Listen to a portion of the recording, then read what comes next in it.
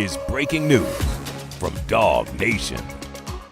Hey everybody, welcome into DawgNation on a Tuesday night where the latest edition of the College Football Playoff Top 25 has just been released. We are here to react to it. Brandon Adams alongside Connor Riley. Georgia moving up in these rankings tonight, up to the number 4 position as expected, reflecting what we also saw on Sunday from the Associated Press Top 25 and the coaches poll here too. There was movement below Georgia that we'll get to, but Connor, I don't know if it's just in my head or what, but in the brief announcement a moment ago, it certainly felt like Georgia was more a part of these rankings than probably at any point in time thus far this year, beating Texas, I think introducing itself as a contender into a different magnitude than it was before. You know, Georgia moving up to 5-4, that's not that, significant of a climb.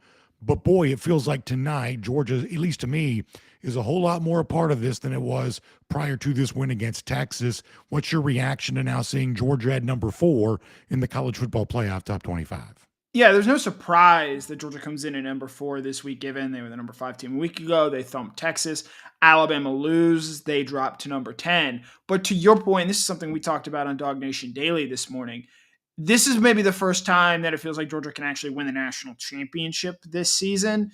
And I think that the commentary around that by Reese Davis, by Greg McElroy, by Joey Galloway is an acknowledgement of that, as they are seen in that top tier class. And maybe a week ago, I would have told you there's just as reasonable a chance as Georgia having, say, an Indiana or a Texas A&M of possibly winning a national title. For the last 2 weeks, really, this is a Georgia team that has looked like a national championship team. And you even want to go back to the fourth quarter of that Ole Miss game. I think from that point on, this team has really looked and played like a national title contender, like one of the best teams in college football. And so now they find themselves at the number 4 position. I don't know if they're going to end the season as the number 4 team. In fact, I'd be pretty surprised if they did. But there's a world where they can move up, I think, as high as to potentially the number 2 seed if they were to win the SEC. I also think there's a world where, they don't get to play for the SEC championship game. Texas Tech wins out. Texas Tech gets the 4 seed, and you're the 5 seed playing the winner of the American Conference Championship game. So I think if you're Georgia right now, you got to take care of business, because I would not want to get into that cluster of teams that is really 8 through 14, starting with Oklahoma and ending with Vanderbilt. So I think that Georgia Tech game, while I know there are a lot of Georgia people out there that are counting that as a win based on how poorly Tech's defense has played, that's a game where quite frankly, I don't want to mess around. I don't want to get involved with that, because there are going to be quality teams in that cluster that get squeezed out. No, I think that's exactly right. And I also want to clarify something else you just said a moment ago. When you said that Georgia is not likely to finish the season at 4th, what you mean is they could be higher than that because they'll win the SEC. They could be lower than that because of, whatever happens in the next, couple of games that it plays. So it's better than 4th. It's worse than 4th. But in your mind, not likely to finish exactly 4th. Yeah, I'd be very surprised if there's a set of events where Georgia somehow finishes at number 4. It is worth pointing out, though, that this is a line of demarcation right now. Georgia's seen, at least theoretically, and this is all theoretical, at the moment is one of those teams worthy of getting one of the 4 byes right now. That's going to be significant when the actual playoff field is announced. If the current rankings were the playoff, Georgia getting the bye would await to host the winner of Texas Tech versus Tulane, the 5-12 matchup, and you're going to have to play somebody, and I think the Texas Tech is a pretty good team, but I also think if this was the real situation, that's not an unfavorable matchup for Georgia, but all of this, for the most part, is going to be determined by what happens beyond that. There are a couple of things outside of Georgia that I really want to talk about, so let me ask you, is there anything related to the Georgia part of this that you think needs to be mentioned? No, I think we've sort of touched on here. Texas Tech, I think, is going to be an important team to watch there. And then obviously how the SEC championship game unfolds, I think plays a big part there. But a lot of that is farther down the line stuff we're not really going to know until much later on. Okay, so I want to talk about a couple of things related to other SEC teams for a moment. I want to start with Alabama. Alabama drops to number 10 tonight, which is not necessarily unexpected on the heels of the loss to Oklahoma. Oklahoma's going to move up, and there are going to be some things that go on. But, Connor, this sets up, let's just say that chalk prevails. And then Alabama beats Auburn, Texas A&M beats Texas, and the SEC championship ends up being Texas A&M against Alabama, with A&M as the favorite in that spot, which I believe it would be.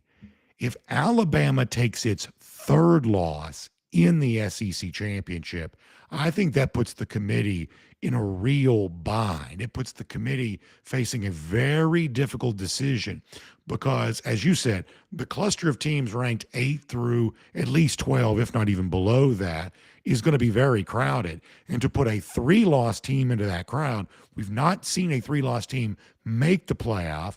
But a year ago, we didn't see anybody punished for losing on Conference Championship Saturday. Now, with every passing year, we see new precedents being set. So this committee is ultimately going to do whatever it wants to do, and it'll only use previous years as a guide at best.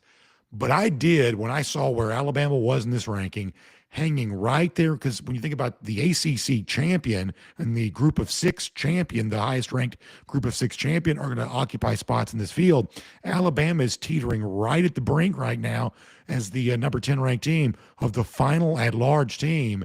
And boy, if they were to take a 3rd loss in the SEC championship, assuming chalk prevails, Connor, that becomes a very intriguing decision, I believe, for this college football playoff selection committee to make. Yeah, if you're Alabama, you're in a very precarious spot here because, yes, last year they didn't punish anyone that lost in the conference championship game. And ironically, Alabama was the team that was hurt the most by that because SMU lost in the ACC title game and did not drop far enough in the rankings to fall out and thus give Alabama a path in. But let's remember that SMU team only had 1 loss in the regular season at that point, and Alabama already had 3. And I know counting losses isn't always the best way to look at these things, but a 3rd Alabama loss would put them in worse company there. And look, I know Alabama's playing a nobody this week.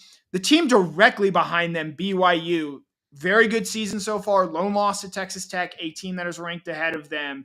They play Cincinnati this week that was ranked a week ago. Yes, they lost to Arizona, but I think that's going to be a chance for BYU to potentially go up there and make a statement. They have a quality win over Utah as well on their resume. Alabama is by no means safe, and I think there's very much a world where the best path for Alabama to get into the college football playoff involves winning their way into the SEC championship game, getting presumably one of the automatic berths that come with winning your conference, but not obviously this year one of the top 4 seeds. But Alabama's got to be very careful. If they lose to Auburn, their season is clearly over, and I think that only adds to the stakes of the Iron Bowl in that game. But you're going to see a big cluster of those teams that, BYU has 1 loss, but they'll be projected, I think, to be an underdog in the Big 12 championship game should they advance to that. It's going to get very interesting for those teams there at the bottom. I know my big takeaway from this, Notre Dame at 9 and Miami leapfrogging Vanderbilt this week and getting up to number 13 after an impressive win over an NC State team that did beat Georgia Tech recently. I think the committee is showing you that as Miami continues to win, and if Notre Dame is stuck on 10-2, which I believe they will be, and they don't really have a lot of impressive games left against Syracuse and Stanford. If I'm a Notre Dame fan, I am very worried about getting left out at the expense of Miami because I clearly see as Miami is coming. And if they're both 10-2 at the end of the season, Notre Dame is right there on the chopping block. Alabama is right there on the chopping block. That is a very scary place to be at this time of year. Yeah, my feeling about Miami is the same as it was a week ago. It certainly seems like the committee just wants a do-over over the rankings from 2 weeks ago when Miami was ranked 18th and Notre Dame was ranked, 8th or 10th? I forget where it was. 8th. But it was way ahead of Miami, even though Miami had the head-to-head win in the last 2 weeks on the heels of beating Syracuse and NC State, not exactly a murderer's row of competition. We have seen Miami moving up these rankings to the point where if it comes down to it and it's a choice between the 10-2 teams, I now believe the committee is going to take Miami over Notre Dame because, look, this is ultimately a political body, and there has been a lot of criticism of this decision. And frankly, I'm not sure this actually does matter, but I suspect it probably does. Notre Dame's not exactly the world's, the ratings winner the way that it once was. Go back and look at the playoffs a year ago. The games involving Notre Dame were not grand slam home runs from a TV rating standpoint. So the idea that they're going to be just kissed into the system because it's Notre Dame, TV ratings from a year ago don't exactly suggest that should be the case if you want to even take that part of this seriously. But there has been clearly criticism of 2 teams with the same record, a head-to-head win for Miami, and the fact that Miami was not getting credit for that over the course of the last 2 weeks. There has been a progressive move towards, I think, righting what they now view as an error in the rankings 3 weeks ago. Yes, and as our producer Jay pulls up the bracket here, you see Miami in right now.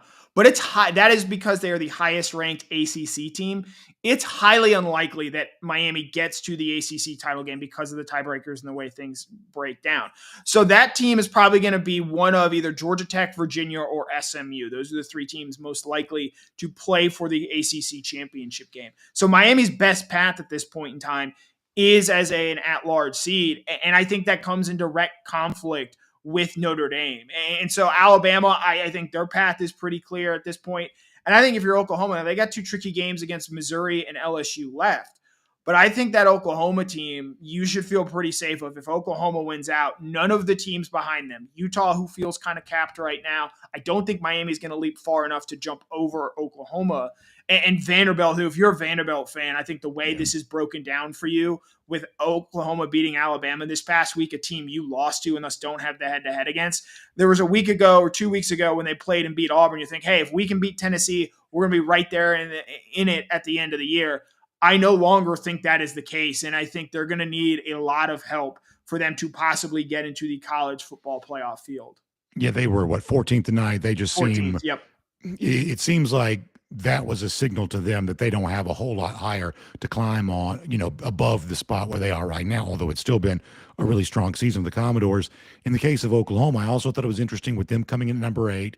Now, listen, Missouri's back in the rankings again this week. It's not necessarily an easy opponent, but this is two very winnable games to close out the regular season for Oklahoma. It looks to me like not only are the Sooners very likely to make the field, but as it stands right now, they would also be hosting a home playoff game too. I think if you're an Oklahoma fan, you view tonight's rankings on the heels of a road win in Alabama. Of course, you should get this, but I think if you're an Oklahoma fan tonight, you view this top 25 as a big win for your program.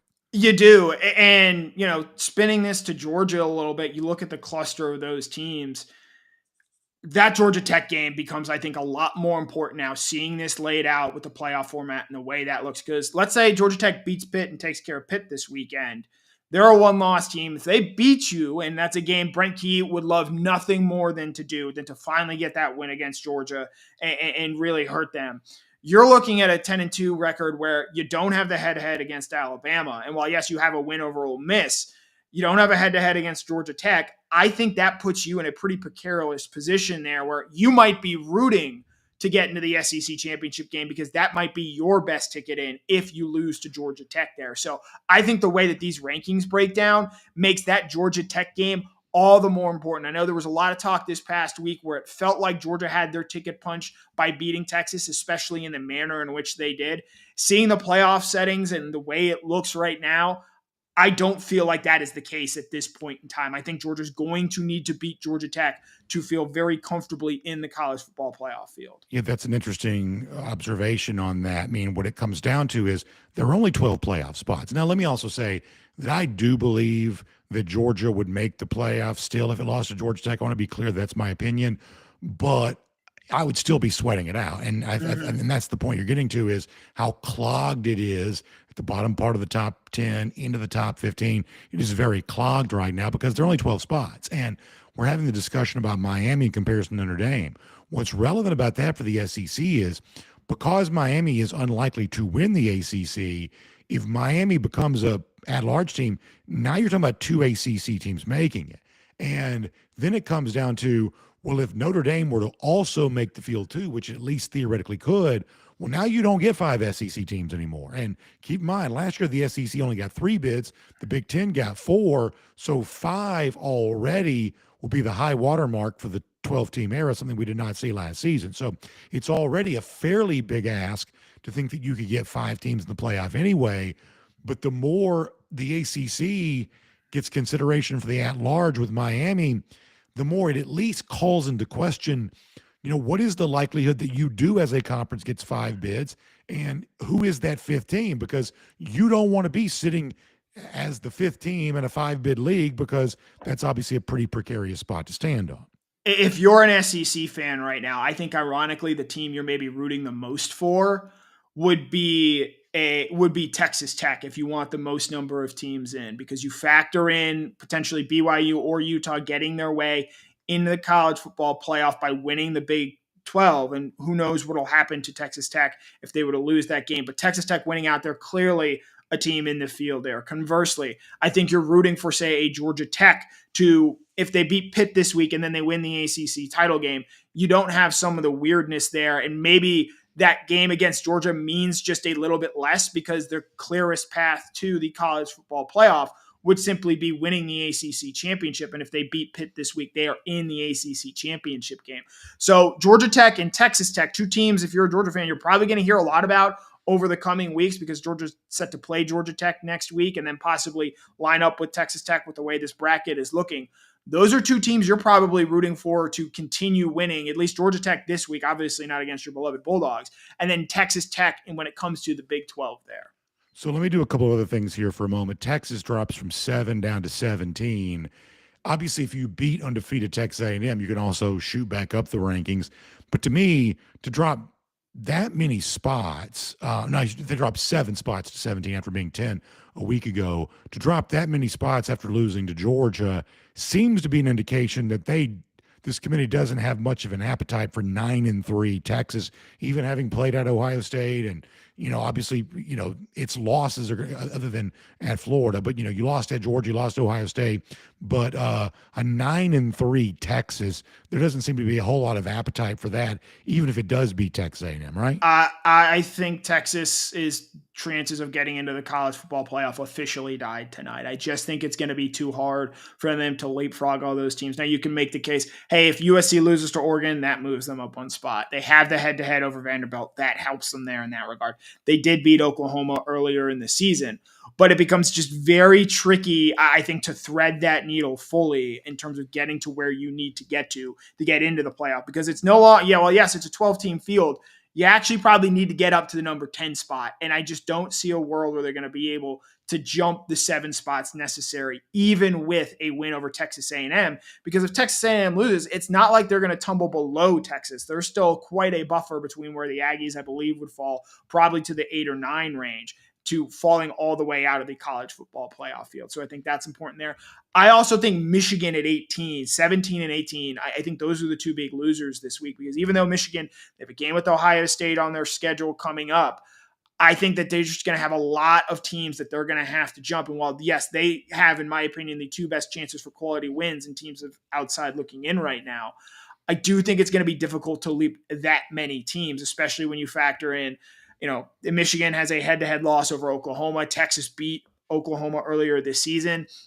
I think it's just going to be very tricky for a Michigan team to jump up in there. And then one last sort of thing, I mentioned USC a second ago. I believe that the loser this week of Oregon USC does not make the college football. I was going to ask you that. It's so funny you say that. That was my next question is what's going to happen with the loser of that game. So please finish your point. This is a college football playoff play-in game where I believe the winner of this game will make the college football playoff field as the 3rd Big Ten team. And I believe the loser will be left out. USC is pretty easy to see because they'd have 3 losses. They have an early season loss to Illinois. They have a loss on the road at Notre Dame as well on their ledger. But those are 2 quality losses, and you have a win over a top 10 Oregon team. Mind you, it'll come on the road. And then if you're Oregon, look, their schedule outside of the Indiana game, which they lost, and the USC game, which they haven't really beaten anybody, has not been all that good. And if you lose this game, you lack the quality wins because of the way that Penn State has come undone this season. And I think that Oregon schedule becomes a real problem for them. And they go to the back of the line sort of those 2 lost teams. So even though it is a quality game between quality teams, I think this game is a college football playoff play-in game. This is a 3:30 game. It is easily the biggest game of the week. And neither of these teams has a great chance at getting to the Big Ten championship game. They would need Michigan to upset Ohio State for that to potentially happen.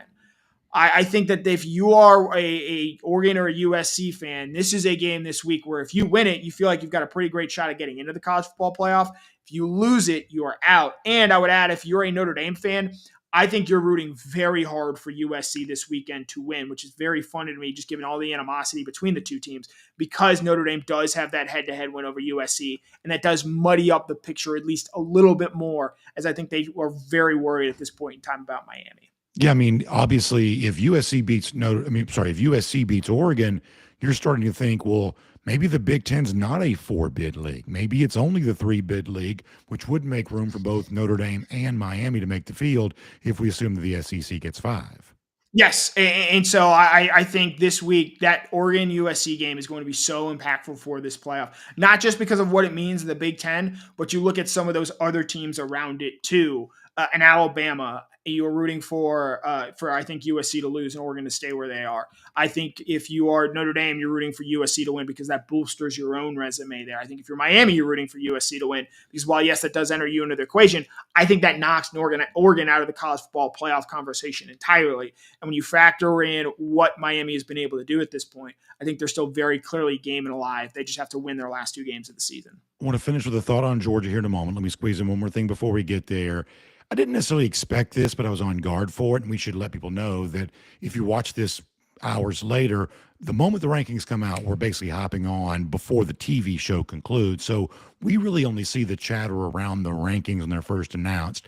I did think it was interesting, though, when Ole Miss came in at number 6, there was no chatter about a brief joke about the Kiffin situation, but I did not get any indication from that Ole Miss is going to be the victim of a Jordan Travis situation, the way that Florida State was penalized for an injured quarterback in 2023.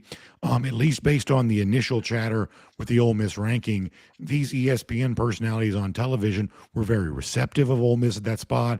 It does not seem like there's any skepticism, at least based on the early going of this TV broadcast tonight. But the fact that Ole Miss might go into the playoff without its head coach, that did not seem to be a penalty against Ole Miss, either with its ranking nor with how the Rebels were talked about when that ranking was announced. And I think that's all part of the hypothetical aspect of this conversation where like it hasn't happened yet. Good point. But if it does happen, I have to think that would factor in somehow. I'd also note, Tulane was the highest ranked group of 5 team, and thus they are right now potentially set to earn the group of 5 championship spot. Tulane's coach, John Summerall, has been linked to just about every job that is open in the SEC at this point in time. And I'd be very interested in seeing how Summerall potentially leaving. We know he's been linked to Auburn. I think he could be a very game candidate to replace Lane Kiffin at Ole Miss. Arkansas would, I think, love to have Summerall, but I think he's probably going to either Auburn or Ole Miss there. I'd be very interested in seeing if Summerall leaves, how that impacts things because, I've been deep in the conference tiebreaker weeds here. It's important to know that there is a very real chance that there's 4 teams that finish with 1 loss in the American Athletic Conference. College football playoff rankings are one of the higher ranking determiners of who gets into the AAC title game. So at this point in time, because Tulane is ranked, that is why they are in as the representative from the group of 5. But there is still a lot to be decided there, a lot to be played out. Tulane will be favored in their final conference games, but that is going to get very interesting as it all plays out there in the American. And if John Summerall were to leave, I think similar to Ole Miss, you have to think that impacts the ranking in somehow. Yeah, I don't want to do a ton of group of 6, but I'll just say 2 things real quick. James Madison's by far the best group of 16. They have 0 chance of making the field. None. They are the best team, but there is no appetite for them on the part of this committee, nor the TV executives who are the power behind the scenes. And on the other end of that spectrum, I do believe that Tulane is the most attractive group of 5 team. That's the one that's, I would say, most palatable to the committee overall. Which is why you saw them shoot up in the rankings tonight. I believe they came in at number 21 overall after not being ranked last week. I think pretty clearly Tulane, even though it didn't necessarily do a whole lot to impress last week, I think the committee is clearly trying to add some respectability to Tulane and really, I think, push down James Madison, who because of the conference they play in the Sun Belt and because of their strength of schedule, I just think the committee doesn't want to reward that at this point in time. I'll tell you this, theoretically, our guy, Dari Payro, his alma mater, East Carolina, they're at least theoretically still slightly alive in this right now. Obviously still in play for the possibility of winning the American Athletic Conference. All right, to bring it back to Georgia, just to conclude, I've been saying this for weeks. I feel as resolute about this as ever. You want Georgia, obviously, to keep winning, but you want Georgia to play for and then win the SEC championship. You want to take this out of the hands of the committee. I think there are more Georgia fans who feel that way now than they did a couple of days ago for a couple of things. Kirby Smart has given marching orders to that effect. I think a lot of fans also saw that mailer come out from the ticket office this week, how expensive the tickets to the playoff game are going to be. You may not get your seats in your normal spot. The opposing team is going to get its hype video and stuff like that in the stadium. You'll be playing the game at home, in other words. but it's certainly not going to be what it was Saturday night against Texas. If Georgia's hosting that playoff game, it'd still be a good thing to have, but it's not going to be the same thing as the typical experience between the hedges. Therefore, if you can get to Atlanta, you want to be there, you want to win the SEC championship, you want a top 4 seed. My advice is don't overthink this. Be as high in the seeding as you can possibly be when this college football playoff field is finally announced. Take it out of the committee's hands. Leave no doubt when it comes to that. And I think you see, and because we mentioned this earlier on the broadcast, Georgia has not yet clinched their spot in the college football playoff. I think they clearly need to beat Georgia Tech in order to get there. And so you add that in, you add in the possibility of the SEC championship game where there's a world Georgia could lose to Georgia Tech and still find themselves in the SEC championship game, and you have a path to win in that way. So I think a lot still to be decided for Georgia, even though I think there was a lot of feeling of the Georgia fan base coming out of that Texas game where, hey, we feel good about being in the playoff now. While you don't necessarily feel that way, I think you feel a lot better, and you saw the committee, I think, recognize this tonight. Georgia as a legitimate national title contender. And if Georgia's a legitimate national title contender in my mind, they're going to go out and they're going to take care of Georgia Tech in 2 weeks in Mercedes-Benz Stadium. And if they find themselves in the SEC championship game, whether it be against Texas A&M or an Alabama team that we kind of know who they are at this point, that's a game that a national championship winning team probably finds a way to win. We will leave it there for now. Rankings are out. Georgia is at 4th. You could read plenty more about this at DawgNation.com. There'll also be plenty more chatter about this tomorrow morning on DawgNation Daily. And, of course, throughout the week, Connor will see you Thursday evening for his show, DawgNation at Large, with Kaylee Manziel. And we'll head towards the least final scheduled home game for Georgia on Saturday against Charlotte there at Sanford Stadium. This is a very fun and busy time for Georgia fans. There is no better feeling to be right in the middle of all of this college football playoff chatter. So thanks for being a part of our conversation with us here tonight. Hope you have a great evening, and we'll look forward to talking to you again next time as the Dogs look to keep climbing in these college football playoff rankings. Have a great night, everybody.